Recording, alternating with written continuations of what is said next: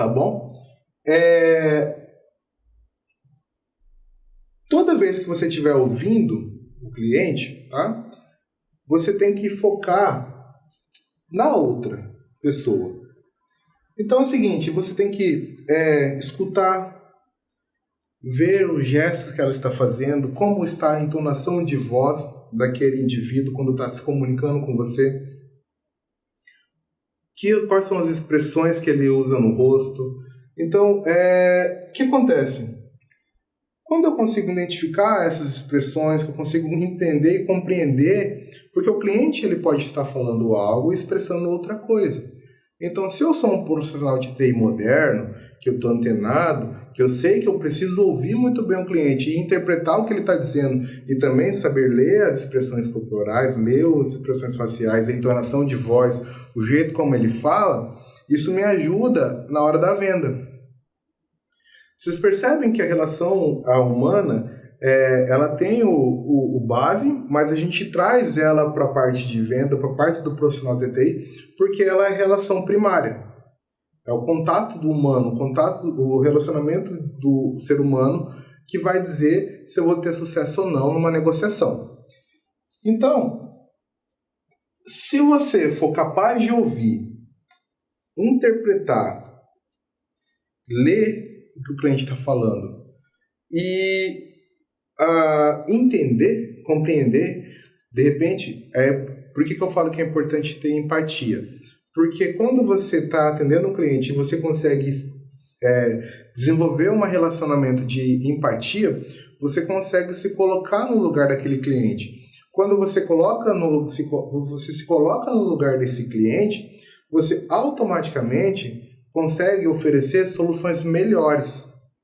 Então você vai ser um profissional que se destaca. Porque além de você ouvir, você consegue também apresentar para o cliente a melhor solução possível. Então eu tenho aqui um gráfico que diz muito bem como é que funciona a comunicação, tá? Para entender bem. Então eu tenho um emissor, que é a pessoa que está emitindo a mensagem na comunicação. Eu posso ter ruídos nessa emissão, que por exemplo, você está atendendo um cliente e tem um telefone que toca, um celular que apita. Isso tudo são ruídos na comunicação que podem atrapalhar ela. E aí eu tenho a mensagem que propaga pela codificação, ou seja, eu estou falando, o canal que eu vou utilizar, que vai chegar a mensagem para o meu receptor dessa mensagem. Ele vai receber, decodificar, ou seja, compreender aquilo que eu estou falando. Pode haver ruídos aqui também, porque ele também pode receber essa mensagem numa conversa, pode ter algo que distraia ele, e aí ele vai receber. Ok? Então eu fiz um fluxo, eu falei, a mensagem se propagou, e a outra pessoa, ela recebeu a mensagem. O sucesso da mensagem, o sucesso dessa comunicação, ela é medida pelo feedback. Ou seja, eu falo, o outro compreende e ele me devolve o feedback daquela mensagem, né, que pode ser a continuação da conversa.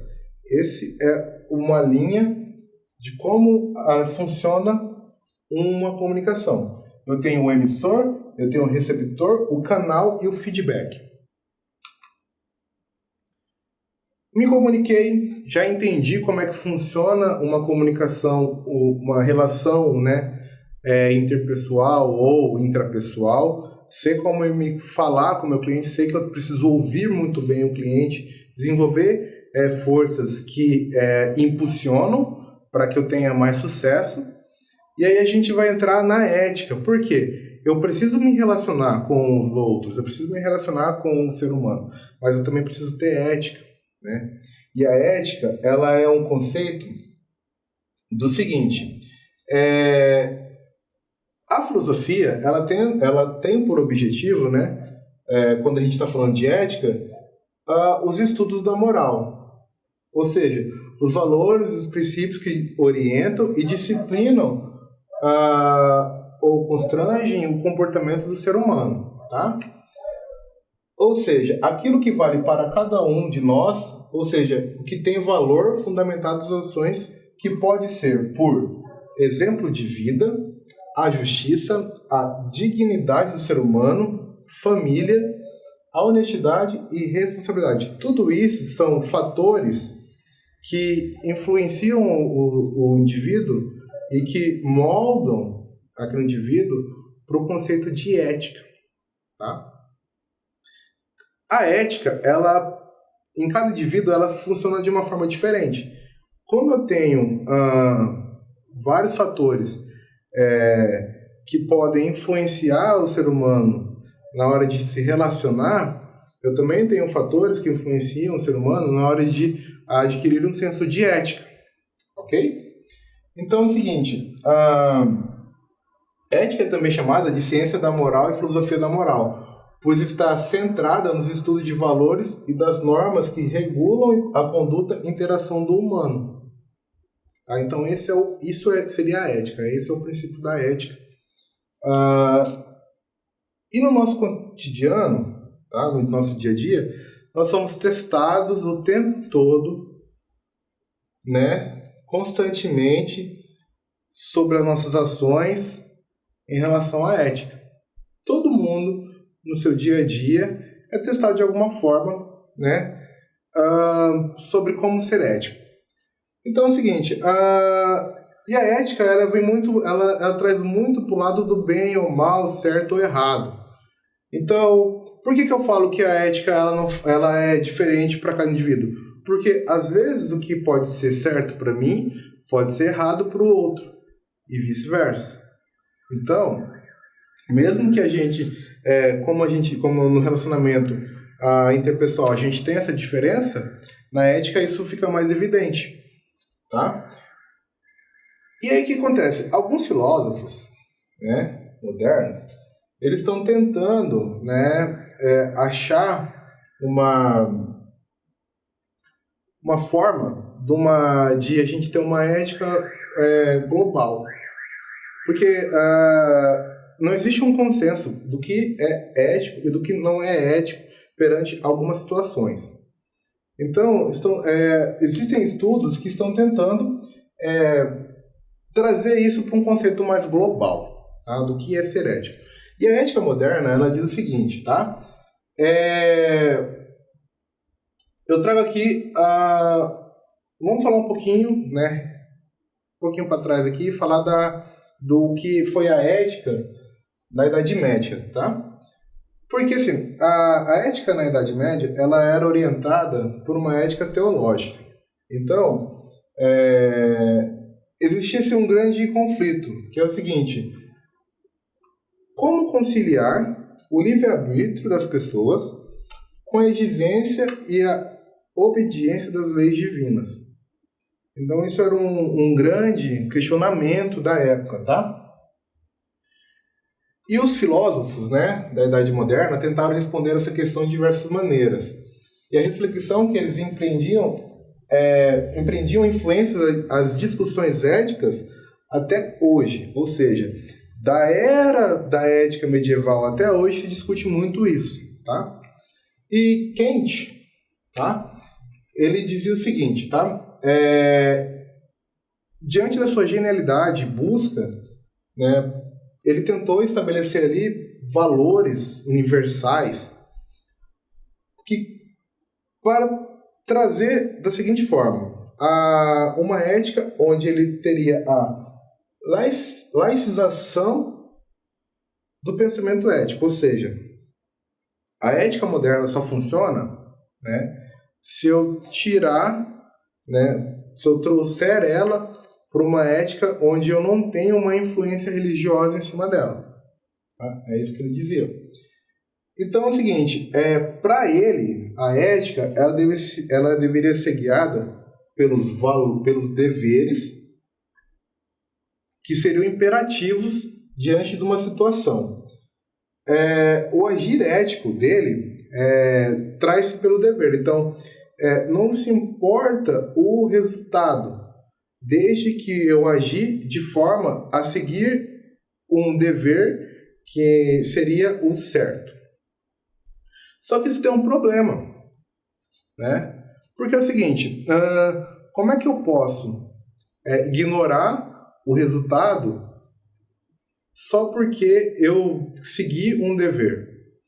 Isso não faz muito sentido. E os outros filósofos, eles pegaram justamente nesse ponto, né? A crítica de Kant foi muito em cima disso. Como ignorar algo? Como ignorar um resultado que poderia ser um resultado ruim, né? Desde quando isso é ético, sendo que só porque o dever que eu exerci ali era um dever considerado correto, tá? Então é o seguinte, ele recebeu várias críticas, principalmente daqueles autores chamados de consequencialistas, que é o seguinte, que defendem que a ideia de valor ético de uma ação está às suas consequências. O que é isso? Quer dizer o seguinte, no caso dos consequencialistas, o que importa é a consequência. Não importa o que eu fiz, importa o resultado. E o resultado, sendo ético, é bom. Ok? Só que acontece, as controvérsias sobre as teorias éticas estão fundamentadas também nas diferentes posições em relação às possibilidades de objetividade de valores. Por quê? Olha só. Será razoável acreditar que existem valores éticos universais, ainda que não possuam saber com certeza quais são? Não existe uma forma de eu falar isso. Entendeu? A gente não sabe mensurar quais são os valores éticos universais, porque muitas vezes o que é ético para uma cultura pode ser antiético para outra. Então a gente não consegue estabelecer ali uma relação. O que acontece? O Kohlberg, ele tem uma resposta parcial para esse tipo de questionamento, tá? Que é o seguinte, ele diz que o indivíduo e sociedades vivenciam um estágio sucessivo de desenvolvimento ético. Quer dizer o seguinte, que o indivíduo, né, e a sociedade onde está inserida, eles vivenciam os estágios diferentes. Então, o mesmo indivíduo, ele é um quando ele é jovem, e aí ele é um quando ele está em idade de amadurecimento, e ele é outro quando ele está já na plenitude. E isso também tem influência da cultura. Ou seja, segundo ele, dá para se ter uma ideia de como poderia se ter valores éticos universais a partir do momento que eu sei qual é a sociedade cultural que aquele indivíduo está inserido e qual seria a faixa de idade, ou seja, a faixa etária daquele indivíduo e quais seriam os valores éticos que ele deveria ter naquele momento. Tá? E aqui eu trago a tabelinha dele, ou seja, ele dividiu por níveis, ou seja, eu tenho o nível pré-convencional, que seria a idade do jovem. Eu tenho o nível convencional, que daí seria do jovem maduro, ou seja, aqui do ser informação, adultos, adolescentes. Aqui eu tenho o convencional, que seriam os adolescentes adultos, né? E eu tenho o pós-convencional, que aqui já são as pessoas que já passaram da fase de amadurecimento. E aqui eles têm um senso de valor muito enraizado. Então eu tenho a formação, o desenvolvimento, e aqui eu tenho a plenitude. Tá? Então tudo bem, eu falei até agora de ética pessoal. Tudo isso aqui foi ética pessoal. E a ética profissional? Né? Para o TTI. Isso é importante. Por quê? A gente ainda pode oscilar, porque existe a possibilidade da gente ter a ética pessoal, ou seja, aquilo que eu acho que é ético ou tenho convicção do que é ético, e a minha ética profissional. Muitas vezes eu posso ser uma pessoa que tem uma visão ética pessoal já pré-estabelecida, mas essa visão muda quando eu estou no meu profissional. Tá? Então, eu quero dizer o seguinte, que a gente pode ter dois sensos de éticas distintos aqui operando. Tudo bem? E a ética profissional, ela é o seguinte, ela é formada o seguinte, é um código, tá? é um conjunto de afirmações que elas podem ser tanto descritivas ou normativas. Eu posso ter um código de ética profissional só descritivo ou só normativo, que diz o seguinte, tá? Quando falamos de ética profissional, estamos, portanto, referindo ao conjunto de afirmações do ver e agir no campo profissional, tá? O código de ética profissional nada mais é do que o código de conduta, como você deve se portar diante das situações adversas que você pode se encontrar durante a sua vida profissional, tá bom? Ele será normativo, tá? Quando é composto de normas específicas sobre a conduta que eu tenho que ter exercendo a profissão.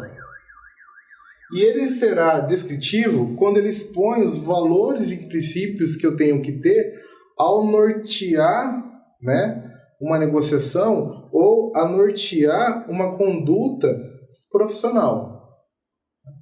O código de ética do corretor de imóveis, ele é tanto normativo quanto descritivo. Por quê? Ele tem normas que eu tenho que seguir e ele também tem normas que eu tenho que seguir e ele também tem descrições de como eu devo me portar, quais são os valores que eu tenho que ter perante uma negociação, perante um cliente, perante ao meu trabalho. Tá bom? Então, o Código de Ética Profissional é, assim, um instrumento para tomar decisões frente a dilemas éticos e ainda orienta a conduta do profissional no exercício da profissão. O Código de Ética dos Corretores de Imóvel foi estabelecida pelo Conselho Federal dos Corretores de Imóvel, COFES, tá? Pela resolução COFES, o número 326/92. E ele é composto de 10 artigos, ok? Com características tanto descritivas como normativas.